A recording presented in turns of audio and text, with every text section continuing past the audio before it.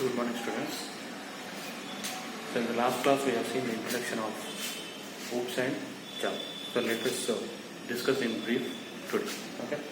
So in this class మనం OOPS అంటే ఏంటి, Java అంటే ఏంటి అనేది చూద్దాం. సో ఫస్ట్ యూనిట్ ఏంటి అంటే మన సబ్జెక్ట్లో OOPS and Java. So before object oriented programming అనేదాని ముందు అసలు జావా అంటే ఏంటి, మన సబ్జెక్ట్ ఏంటి, జావా ప్రోగ్రామింగ్. సో జావా అంటే ఏంటి, దాని యొక్క డీటెయిల్స్ ఒకసారి చూడండి. ఓకేనా. సో జావా, సో మీరు బేసిక్ గుర్తుపెట్టుకోండి, జావా ప్రోగ్రామింగ్ని ఎవరు కనుక్కున్నారు? జేమ్స్ గోస్లింగ్ అనే శాస్త్రవేత్త, scientist call James Gosling in 1995లో జేమ్స్ గోస్లింగ్ అనే వ్యక్తి ఈ జావా ప్రోగ్రామింగ్ని కనుక్కున్నారు. సో జావా అనేది ఏమిటి, మరి ఆ పేరు ఎలా వచ్చింది అంటే, ఇంతకుముందు నేను చెప్పినట్టుగా జావా అనేది ఒక ఐలాండ్ పేరు. ఈ జేమ్స్ గోస్లింగ్ అండ్ వాళ్ళ ఫ్రెండ్స్ అందరూ కూడా ఒక షిప్లో వెళ్తూ ఒక ఐలాండ్లో కూర్చొని అక్కడ డిస్కస్ చేస్తున్నప్పుడు ప్లాట్ఫామ్ ఇండిపెండెంట్ లాంగ్వేజ్ ఎలా తయారు చేయాలనేది వాళ్ళు డిస్కస్ చేస్తున్నప్పుడు వాళ్ళకి ఐడియా వచ్చింది, ఇలాంటి ప్రోగ్రామింగ్, ఒకటి జావా ప్రోగ్రామింగ్ తయారు చేద్దామని అనుకున్నారు. ఆ పర్టికులర్ ఏరియాలో వాళ్ళకు ఐడియా వచ్చింది కాబట్టి వాళ్ళు ఏం చేశారు, సో దీనికి ఏం పేరు పెడదాం అనేసరికి అతనికి ఏం థాట్ వచ్చిందంటే, మనం ఇక్కడే కదా కూర్చొని, ఈ ఐలాండ్లో కూర్చొని, ఈ ప్లేస్లో కూర్చొని మనం డిస్కస్ చేసుకున్నాం, మనకి ఇక్కడే ఈ ఆలోచన వచ్చింది కాబట్టి దీనికి ఈ ఐలాండ్ యొక్క పేరే పెట్టేద్దాం అని డిసైడ్ అయ్యి జావా అనే ఐలాండ్, ఆ ఐలాండ్ పేరేంటి, జావా. ఓకేనా. ఆ జావా అనే పేరుని తీసుకొచ్చి మన ఈ ప్రోగ్రామింగ్ లాంగ్వేజ్కి పెట్టడం జరిగింది. So this is about Java programming. అసలు so why do we use Java programming, అసలు జావా ప్రోగ్రామింగ్ అనేది ఎందుకు యూజ్ చేయాలి అని అంటే, దీనికంటే ముందు సి అంటే ఏంటి, C++ అంటే ఏంటి అనేది మనం తెలుసుకోవాలి. Basically what is a programming language? Programming is a language that is used to interact with a computer using programs, using instructions. What is a program? Programming is nothing but a set of instructions. కొన్ని instructions use చేసుకొని మనం కంప్యూటర్తో ఎలా అయితే interact అవుతామో ఆ లాంగ్వేజ్ని మనం ఏమంటాం, computer language, or this is called programming language. ఓకేనా. Language that is used to develop certain programs used to interact with computer is called as programming language. So Java ఇంతకుముందు మనం చూసాం, సి చూసాం, C++ చూసాం. సో వాటికి దీనికి difference ఏంటి, C and C++కి difference ఏంటి అంటే, C is a platform dependent, whereas Java is a platform independent. Platform dependent అంటే ఏంటి, ప్లాట్ఫామ్ ఇండిపెండెంట్ అంటే ఏమిటి అనేది మనం ఫస్ట్ ఇయర్లో చెప్పుకున్నాను. ఇప్పుడు కూడా మనకు సింపుల్గా చెప్తాను. ప్లాట్ఫామ్ డిపెండెంట్ అంటే, ఒకటి ప్లాట్ఫామ్ అంటే అందులో ఉండే కంప్యూటర్లో ఉండేటువంటి ఆపరేటింగ్ సిస్టమ్, దాని యొక్క హార్డ్వేర్. ఓకేనా. దాని యొక్క హార్డ్వేర్ అండ్ దానికి సంబంధించిన యూటిలిటీస్. ఓకేనా. ఈ మూడుని బేస్ చేసుకొని మనం ఏ ప్రోగ్రామ్ అయితే, ఫర్ ఎగ్జాంపుల్ ఒక కంప్యూటర్లో ఈ మూడు ఒకేలా ఉన్నాయి, ఈ మూడు ఉంటాయి. ఓకేనా. ఈ కంప్యూటర్లో నేను ఒక సి ప్రోగ్రామింగ్ని నేను తయారు చేశాను, లేదా ఒక అప్లికేషన్ సి ప్రోగ్రామ్ యూజ్ చేసి ఒక అప్లికేషన్ని నేను డెవలప్ చేశాను. ఏదో ఒక యాప్ అంటాం కదా, ఆ యాప్ని నేను డెవలప్ చేసినప్పుడు అది ఎక్కడ ఎగ్జిక్యూట్ అవుతుంది అంటే, ఎక్కడెక్కడ ఎగ్జిక్యూట్ చేయొచ్చు అంటే, ఏ కంప్యూటర్లో అయితే ఇదే రకమైనటువంటి హార్డ్వేర్ కానీ సాఫ్ట్వేర్ కానీ ఏ కంప్యూటర్లో ఉంటే ఆ కంప్యూటర్లో మాత్రమే ఆ ప్రోగ్రామ్ అనేది ఎగ్జిక్యూట్ అవుతుంది, లేదా ఆ అప్లికేషన్ అనేది ఎగ్జిక్యూట్ లేదా రన్ అవుతుంది. ఇది కాకుండా వేరే హార్డ్వేర్ లేదా వేరే సాఫ్ట్వేర్, వేరే ఆపరేటింగ్ సిస్టమ్ ఉన్నటువంటి కంప్యూటర్లో అది ఎగ్జిక్యూట్ అవ్వదు. ఓకేనా. అందుకనే దాన్ని మనం ఏమంటున్నాం, ప్లాట్ఫామ్ డిపెండెంట్. దీని మీద ఇలాంటి వాటి మీద డిపెండ్ అయి ఉంటే దాన్ని మనం ప్లాట్ఫామ్ డిపెండెంట్ అంటాం. ఓకేనా. దీనికంటే ముందు మనం ఒక చిన్న కాన్సెప్ట్ నేర్చుకోవాలి. That is there are 3 types of codes. మామూలుగా బేసిక్గా సి లాంగ్వేజ్లో మనకి 2 types ఆఫ్ కోడ్స్ ఉంటాయి. ఒకటి సోర్స్ కోడ్, రెండు మెషిన్ కోడ్. ఓకేనా. మెషిన్ కోడ్, దీన్నే మనం ఆబ్జెక్ట్ కోడ్ అని కూడా అనొచ్చు. Source code and machine code. Okay. So బేసిక్గా ఈ కోడ్స్ ఏమంటాం, మనకు ఉండేది సోర్స్ కోడ్, మెషిన్ కోడ్. మీరు గుర్తుపెట్టుకోవాలి, మనం ఎప్పుడు ప్రోగ్రామింగ్ చేసినా మనం 2 types ఆఫ్ కోడ్స్ని వాడతాం. Two types of codes. ఒకటి ఏంటి source code, next one is machine code. ఈ టూ టైప్స్ ఆఫ్ కోడ్స్, ఈ రెండు రకాల కోడ్స్ ఎక్కడ వాడతామంటే సి అండ్ C++లో మాత్రమే వాడతాం. ఓకేనా. జావాకి డిఫరెంట్గా ఉంటుంది. జావాకి దీంతో పాటు ఇంకొక కోడ్ కూడా ఉంటుంది, that is called byte code. First మనం డిఫరెన్స్ తెలవాలి కదా, సి అండ్ C++కి ప్లస్ జావాకి డిఫరెన్స్ ఏంటో తెలియదు కాబట్టి ఇది చెప్తున్నాం. సో సోర్స్ కోడ్ అంటే ఏంటి గుర్తుపెట్టుకోండి. What is the source code? A source code is nothing but a program written in high level language. అంటే ఇప్పుడు మనం ఒక ప్రోగ్రామ్ రాస్తుంది సిలో, ఫర్ ఎగ్జాంపుల్ ఏదైనా అల్గరిథమో లేకపోతే ఒక ఫ్లో చార్ట్, ఐ మీన్స్ ఒక ప్రోగ్రామ్ ఉందనుకోండి, C program to calculate addition of 2 numbers ఉందనుకోండి. సో దానికి సంబంధించి ఒక ప్రోగ్రామ్ రాస్తాం కదా, మనం రాస్తున్న ప్రోగ్రామ్ని దాన్ని మనం ఏమంటాం సోర్స్ కోడ్.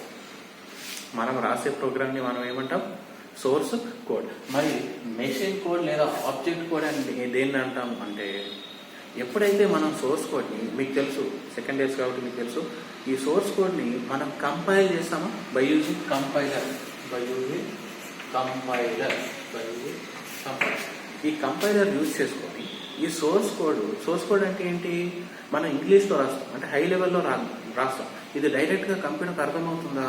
డైరెక్ట్గా కంప్యూటర్కి అర్థం కాదు. దీన్ని ఏం చేయాలంటే ట్రాన్స్లేట్ చేయాలి, కంప్యూటర్ లాంగ్వేజ్లోకి ట్రాన్స్లేట్ చేయాలి. ఎవరు ట్రాన్స్లేట్ చేస్తారు అంటే ఈ కంపైలర్ అనేది ట్రాన్స్లేట్ చేస్తుంది. ఓకే, కంపైలర్ అనేది ట్రాన్స్లేట్ చేస్తుంది. సో అలా ట్రాన్స్లేట్ చేసినప్పుడు కంప్యూటర్ భాషలోకి అది ట్రాన్స్లేట్ అవుతుంది కదా, అనువదిస్తాం కదా. సో అలా ట్రాన్స్లేట్ అయ్యి అక్కడ క్రియేట్ అయిన ఫైల్ని మనం ఏమంటాం machine code or object code. Machine code or object code. So బేసిక్గా మీరు ఇవి రెండు విషయాలు సింపుల్గా గుర్తుపెట్టుకోవాలంటే, సోర్స్ కోడ్ అంటే మనం రాసేదానికి సోర్స్ కోడ్ అంటాం. సో కంప్యూటర్కి అర్థమయ్యేదాన్ని ఏమంటాం, డైరెక్ట్గా కంప్యూటర్కి అర్థమయ్యే కోడ్ని ఏమంటాం మెషిన్ కోడ్. డైరెక్ట్గా కంప్యూటర్కి అర్థమయ్యేదాన్ని మెషిన్ కోడ్ అంటాం. ఓకేనా. సో ఇవి రెండు, ఇది మామూలుగా ఎందులో సి అండ్ C++లో. ఓకేనా, సి అండ్ C++లో. సో ఇప్పుడు మనకి మెషిన్ కోడ్, మరి ప్లాట్ఫామ్ డిపెండెంట్. ఎందుకంటే ఇక్కడ మనం జావాకి C++కి అండ్ సికి డిఫరెన్స్ తెలుసుకోవాలి కాబట్టి, ఫస్ట్ డిఫరెన్స్ ఏంటంటే basic difference is platform dependency. Platform dependent are platform independent, అది చెప్పడానికి మీకు ఇవన్నీ. ఓకేనా. సో ప్లాట్ఫామ్ ఇండిపెండెంట్ అనేది ఎట్లా చెప్తామంటే ఈ ఆబ్జెక్ట్ కోడ్ బట్టి చెప్తాం. ఓకేనా, machine code or object code. మనకు తెలుసు సోర్స్ కోడ్ అంటే మనకు అర్థమయ్యేది, ఇందాక చెప్పుకున్నట్టు సోర్స్ కోడ్ అంటే మనకు అర్థమయ్యేది. మెషిన్ కోడ్ లేదా ఆబ్జెక్ట్ కోడ్ అనేది డైరెక్ట్గా కంప్యూటర్కి అర్థమయ్యేది. సో ఇప్పుడు ప్లాట్ఫామ్ డిపెండెంట్ సి ప్రోగ్రామింగ్ మనం ఏం చేస్తామంటే, ఈ ప్రోగ్రామ్స్ ఏదైతే రాసినప్పుడు ఆ సాఫ్ట్వేర్లో పర్టికులర్గా ఏ ఆపరేటింగ్ సిస్టమ్ అయితే మనం యూజ్ చేస్తామో ఆ ఆపరేటింగ్ సిస్టంలోనే అది ఎగ్జిక్యూట్ అవుతుంది. ఎందుకు ఎగ్జిక్యూట్ అవుతుందంటే, మనం ఈ కంపైలర్ని యూజ్ చేసుకొని ఈ ప్రోగ్రామ్ని కంపైల్ చేసినప్పుడు, ట్రాన్స్లేట్ చేసినప్పుడు అది ఆ కంప్యూటర్కి మాత్రమే తగ్గట్టుగా ఈ మెషిన్ కోడ్ని జనరేట్ చేస్తుంది. ఓకేనా. అందుకనే ఈ మెషిన్ కోడ్ అంటే ఏ ఆపరేటింగ్ సిస్టంలో అయితే, ఏ సాఫ్ట్వేర్లో అయితే ఈ మెషిన్ కోడ్ లేదా ఆబ్జెక్ట్ కోడ్ క్రియేట్ అయిందో, ఈ ఫైల్ అలాంటి ఆపరేటింగ్ సిస్టమ్ ఉన్న కంప్యూటర్లోనే ఎగ్జిక్యూట్ అవుతుంది. వేరే ఆపరేటింగ్ సిస్టమ్స్లలో అది ఎగ్జిక్యూట్ అవ్వదు. ఫర్ ఎగ్జాంపుల్ నేను Windows 10 ఆపరేటింగ్ సిస్టమ్ వాడుతున్నాను, ఎగ్జాంపుల్ చెప్తాను. Windows 10 నేను వాడుతాను. ఈ Windows 10లో నేను ఒక సి ప్రోగ్రామింగ్ నేను డెవలప్ చేశాను. ఇది ప్లాట్ఫామ్ మీద నేను డెవలప్ చేశాను. ఓకేనా. మరి లేదా అది విండోస్ కావచ్చు, లైనక్స్ కావచ్చు, యూనిక్స్ కావచ్చు, లేదా ఆండ్రాయిడ్ కావచ్చు, లేదా iOS కావచ్చు. ఏదైనా డిఫరెంట్ ప్లాట్ఫామ్ తీసుకోండి, ఏ ప్లాట్ఫామ్ అయినా తీసుకోండి. ఒక ప్లాట్ఫామ్లో నేను డెవలప్ చేసినప్పుడు అది సేమ్ అదే ప్లాట్ఫామ్లో మాత్రమే దాన్ని మనం ఎగ్జిక్యూట్ చేయగలం. అంటే ఇప్పుడు నేను ఒక్కడిని ఒక ప్లాట్ఫామ్ మీద నేను డెవలప్ చేసినప్పుడు నా పక్కన ఫ్రెండ్ కూడా అదే వాడాలి అనుకుంటే వాడు కూడా సేమ్ నేను ఏ కాన్ఫిగరేషన్, నా కంప్యూటర్లో ఏ కాన్ఫిగరేషన్ అయితే ఉంటుందో అదే కాన్ఫిగరేషన్ నా ఫ్రెండ్ యొక్క కంప్యూటర్లో కూడా ఉండాలి. అప్పుడే అది ఎగ్జిక్యూట్ అవుతుంది, లేకపోతే ఎగ్జిక్యూట్ అవ్వదు. ఇది మనం బేసిక్గా గుర్తుపెట్టుకోవాలి. Okay. So this is about source code and machine code. మరి జావాలో ఎందుకు జరగదు సార్? ఓకే, ఇదంటే సి ఓకేనా. సోర్స్ కోడ్ సి ప్రోగ్రామింగ్ ఏముంటుంది, సోర్స్ కోడ్ మనం రాస్తాం, కంపైల్ అయిన తర్వాత ఆబ్జెక్ట్ కోడ్ లేదా మెషిన్ కోడ్ వస్తుంది. ఇది డైరెక్ట్గా కంప్యూటర్కి అర్థమైపోతుంది కాబట్టి ఓకే. అందుకనే దీన్ని మనం ఏమన్నాము, ఇది ఓన్లీ ఆ పర్టికులర్ ఆపరేటింగ్ సిస్టమ్ మాత్రమే అర్థమవుతుందని చెప్పుకున్నాను కదా. అందుకనే దీన్ని ప్లాట్ఫామ్ డిపెండెంట్ అంటారు. Platform dependent. మరి ప్లాట్ఫామ్ ఇండిపెండెంట్ అంటే ఏంటి సార్, మరి అది జావాలో ఎట్లా వచ్చింది సార్ అంటే, మనం ఏదైనా ఒక సోర్స్ కోడ్ మెషిన్ కోడ్ని తీసుకెళ్ళి ఎలాంటి ఆపరేటింగ్ సిస్టమ్ అయినా సరే డిఫరెంట్ ప్లాట్ఫామ్స్లో మనం దాన్ని ఎగ్జిక్యూట్ చేయగలిగితే దాన్ని మనం ఏమంటాం, ప్లాట్ఫామ్ ఇండిపెండెంట్. సో మరి జావా అనేది ప్లాట్ఫామ్ ఇండిపెండెంట్ ఎట్లా అయింది సార్ అంటే, ఇప్పుడు మీరు చూడండి బేసిక్ స్ట్రక్చర్ చూడండి. ఇప్పుడు సి ప్రోగ్రామింగ్ ఎట్లా ఉంటుందంటే, సోర్స్ కోడ్ తర్వాత కంపైలర్, ఓకేనా, సోర్స్ కోడ్ కంపైలర్, ఆ తర్వాత మెషిన్ కోడ్, దాన్ని మనం ఆబ్జెక్ట్ కోడ్ అంటాం. సేమ్ ఇదే సోర్స్ కోడ్. సో ఇప్పుడు మీకు ఎట్లా చెప్తాం చూడండి. ఓకే, ఇక్కడ చూడండి సి ప్రోగ్రామింగ్లో సిలో ఎలా ఉంటుంది, సోర్స్ కోడ్, ఓకేనా. దీన్ని మనం కంపైల్ చేస్తే మనకి కంపైల్ చేస్తాం, దీన్ని ఏం చేస్తాం, కంపైల్ చేస్తాం. కంపైల్ చేసిన తర్వాత మనకి ఏమొస్తుంది, మెషిన్ కోడ్ వస్తుంది. ఏమొస్తుంది, మెషిన్ కోడ్. ఇది ఎందులో, సి ప్రోగ్రామింగ్. సో అంటే ఈ కంపైల్ చేసిన తర్వాత వచ్చే మెషిన్ కోడ్ అదే కంప్యూటర్లో మాత్రమే ఎగ్జిక్యూట్ అవుతుంది, వేరే ప్లాట్ఫామ్లో అది ఎగ్జిక్యూట్ అవ్వదు. ఒకవేళ వేరే ప్లాట్ఫామ్లో ఎగ్జిక్యూట్ అవ్వాలి అని అంటే ఏ ఆపరేటింగ్ సిస్టము ఏవైతే హార్డ్వేర్ సాఫ్ట్వేర్ మనం ఈ కంప్యూటర్లో వాడుతున్నామో సేమ్ అవే కాన్ఫిగరేషన్ సేమ్ టు సేమ్ ఆ కంప్యూటర్లో కూడా ఉండాలి, అప్పుడే అదే ఎగ్జిక్యూట్ అవుతుంది. మరి జావాలో ఏంటి డిఫరెన్స్, జావాలో ఏం డిఫరెన్స్ అంటే, మనం సోర్స్ కోడ్ రాస్తాం, అంటే మనం ప్రోగ్రామ్ రాసిన తర్వాత అది ఎక్కడికి వెళ్తుంది అంటే, ఓకేనా, సోర్స్ కోడ్ రాసిన తర్వాత అది ఏం చేస్తుందంటే బైట్ కోడ్, అది ఎందులోకి మారుతుంది, బైట్ కోడ్లోకి. ఆ తర్వాత బైట్ కోడ్ నుంచి అది ఎక్కడికి వస్తుంది, మెషిన్ కోడ్లోకి. మీరు డిఫరెన్స్ చూడండి, ఓకేనా. సో మరి బైట్ కోడ్ అంటే ఏంటి సార్, బైట్ కోడ్ అంటే ఏంటి అంటే ఏం లేదు, సోర్స్ కోడ్ రాస్తాం, ఇక్కడ దీన్ని ఎవరు ఎగ్జిక్యూట్ చేస్తారు, JVM, ఓకేనా. చూడండి, సో సిలో చూసాం, ఇప్పుడు జావాలో చూసాం. ఫస్ట్ మనం జావాలో ఎలా ఎగ్జిక్యూట్ అవుతుంది, ఎందుకు దీని ప్లాట్ఫామ్ ఇండిపెండెంట్ అని అంటామంటే గుర్తుపెడతాం. ఫస్ట్ మనం సోర్స్ కోడ్, SC అంటే ఏంటి, సోర్స్ కోడ్ అంటే మనం రాసే ప్రోగ్రామ్. మనం రాసిన ప్రోగ్రామ్ని ఏం చేస్తాము, మనం సింపుల్గా సి లాంగ్వేజ్ అయితే డైరెక్ట్గా సి కంపైలర్తో దాన్ని కంపైల్ చేస్తాం కదా, ఇది కంపైలర్ వాడుకొని దాన్ని కంపైల్ అంటే ట్రాన్స్లేట్ చేస్తాం కదా. సో మరి జావాలో కూడా సేమ్ కంపైల్ చేస్తాం. సో సి ప్రోగ్రామ్లో కంపైల్ చేసిన తర్వాత మనకి డైరెక్ట్ ఏ కోడ్ వస్తుంది, మెషిన్ కోడ్. మెషిన్ కోడ్ అంటే కంప్యూటర్కి డైరెక్ట్గా అర్థమయ్యే లాంగ్వేజ్ని మనం మెషిన్ కోడ్ లేదా మెషిన్ లాంగ్వేజ్ అంటాం, ఓకేనా. మరి జావాలో అలా జరగదు.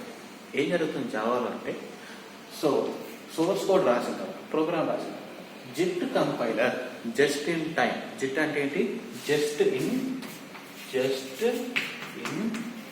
టైం. జిట్ కంపైలర్ అంటే ఏంటి, జస్ట్ ఇన్ టైం. ఈ కంపైలర్ని యూజ్ చేసుకొని దాన్ని ఏం చేస్తాం, ట్రాన్స్లేట్ చేస్తాం. దేన్ని, సోర్స్ ప్రోగ్రామ్ని, అంటే మనం రాసిన ప్రోగ్రామ్ని జిట్ కంపైలర్ ఏం చేస్తుందంటే కంపైల్ చేస్తుంది, దాన్ని ట్రాన్స్లేట్ చేస్తుంది. ఎందులోకి ఎలా ట్రాన్స్లేట్ చేస్తుంది అంటే బైట్ కోడ్లోకి ట్రాన్స్లేట్ చేస్తుంది. బైట్ కోడ్ మామూలుగా సి ప్రోగ్రామింగ్లో ట్రాన్స్లేట్ చేసినప్పుడు ఏమవుతుంది, కంపైల్ చేసిన వెంటనే మనకి మెషిన్ కోడ్ వచ్చేస్తుంది. సి ప్రోగ్రామింగ్లో డైరెక్ట్ మెషిన్ కోడ్ వస్తుంది, కానీ జావాలో అలా మెషిన్ కోడ్ రాదు. జావాలో ఏం చేస్తాం, జిట్ కంపైలర్ యూజ్ చేసుకొని బైట్ కోడ్ని మనం జనరేట్ చేస్తాం. సో ఈ బైట్ కోడ్ అంటే ఏంటి, byte code is nothing but it is a combination of both numbers and letters, both binary as well as high level language. This is called middle level language. అంటే source code మనకి డైరెక్ట్గా అర్థమవుతుంది, machine code కంప్యూటర్కి డైరెక్ట్గా అర్థమవుతుంది. కానీ ఈ byte code ఏదైతే develop అయిందో, ఏదైతే జనరేట్ అయిందో, ఇది ఎలా ఉంటుందంటే అటు మనుషులకి అర్థం కాదు, అటు కంప్యూటర్కి కూడా డైరెక్ట్గా అర్థం కాదు, ఓకేనా. అటు మనుషులకి అర్థం కాదు, అటు కంప్యూటర్కి అర్థం కాదు. కానీ మరి దీన్ని ఎలా చేస్తాం, ఇది ఎగ్జిక్యూట్ చేయాలంటే మళ్ళీ మనకి ఏం కావాలి, JVM. ఏం కావాలి? బైట్ కోడ్ని ఎగ్జిక్యూట్ చేయాలంటే మనం ఏం చేస్తాం? జావా వర్చువల్ మెషిన్ అనేదాన్ని యూజ్ చేసుకొని ఈ బైట్ కోడ్ని ఎగ్జిక్యూట్ చేస్తాం. ఓకేనా? బైట్ కోడ్ని ఎగ్జిక్యూట్ చేస్తాం. సో ఆ తర్వాత బైట్ కోడ్ని ఎగ్జిక్యూట్ చేసిన తర్వాత మనకి ఏమొస్తుంది? అప్పుడు మెషిన్ కోడ్ వస్తుంది. అప్పుడు మనకి ఏమొస్తుంది? Machine code. ఓకేనా?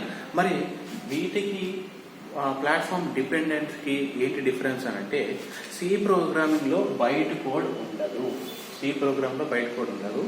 అందుకే దాన్ని ప్లాట్ఫామ్ డిపెండెంట్ అంటాం.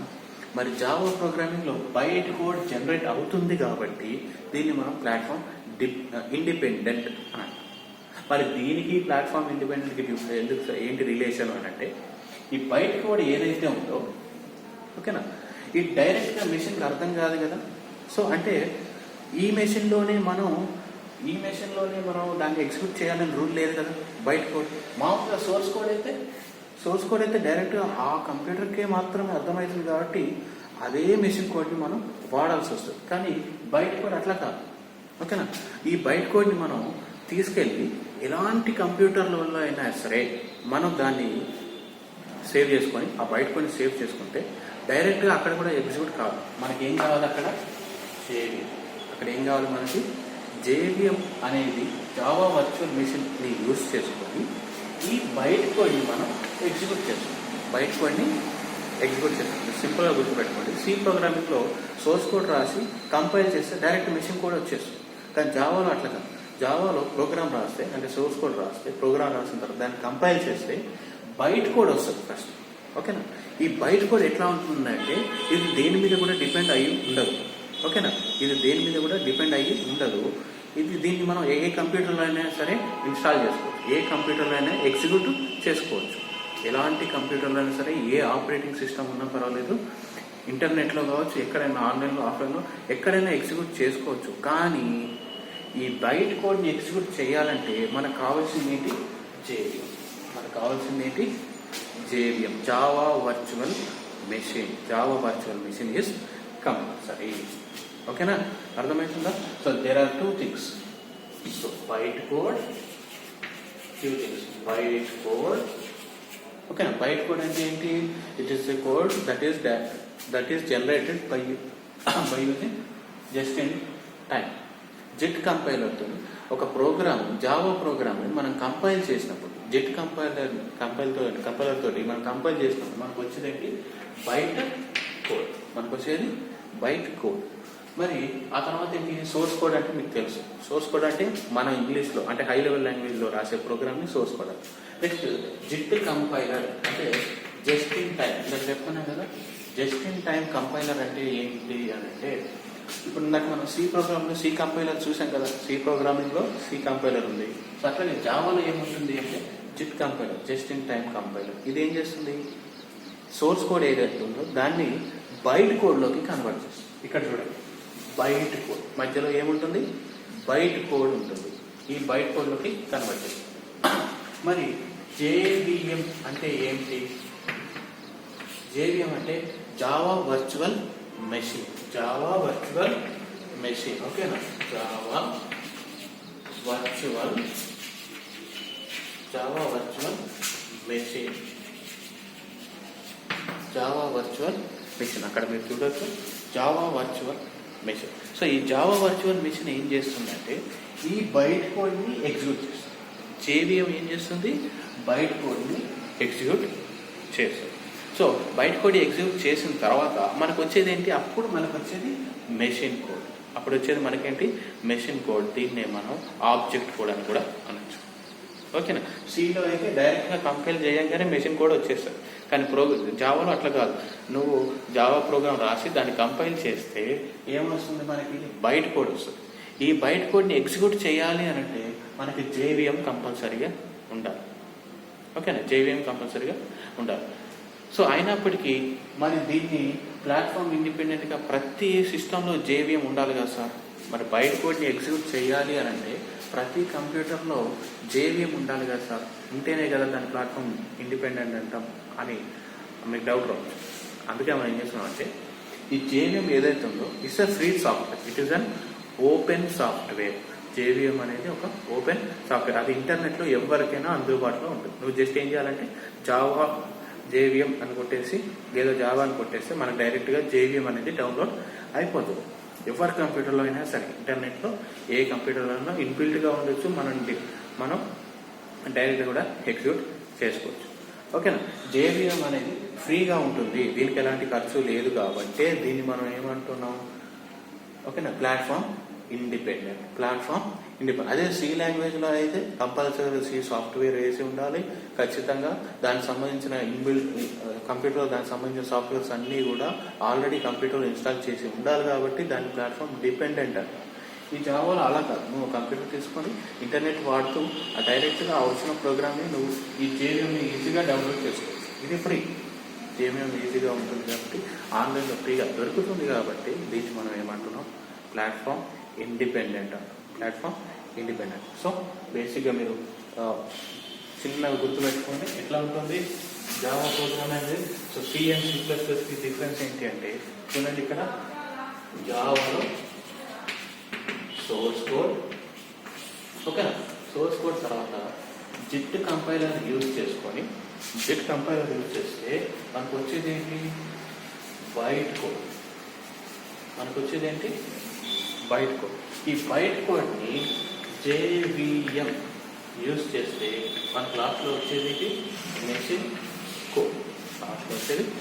చూడండి ఇక్కడ కంపేర్ చేయండి, సోర్స్ కోడ్, ఓకేనా, మెషిన్ కోడ్. కానీ ఇక్కడ డైరెక్ట్గా మనం కంపైల్ చేస్తున్నాం, కంపైల్ చేసేస్తున్నాము. కానీ ఇక్కడ ఏం జరుగుతుంది, కంపైల్ చేసిన తర్వాత ఎక్స్ట్రా కోడ్ వస్తుంది, ఇంకొకటి extra code, byte code. So Java program ఎందుకు ప్లాట్ఫామ్ ఇండిపెండెంట్ అంటున్నాము అని అంటే బికాస్ ఆఫ్ బైట్ కోడ్. ఈ బైట్ కోడ్ ఒకసారి జనరేట్ అయిన తర్వాత దాన్ని నేను ఫర్ ఎగ్జాంపుల్ నా కంప్యూటర్లో ఒక జావా ప్రోగ్రామ్ ఎగ్జిక్యూట్ చేసి దాన్ని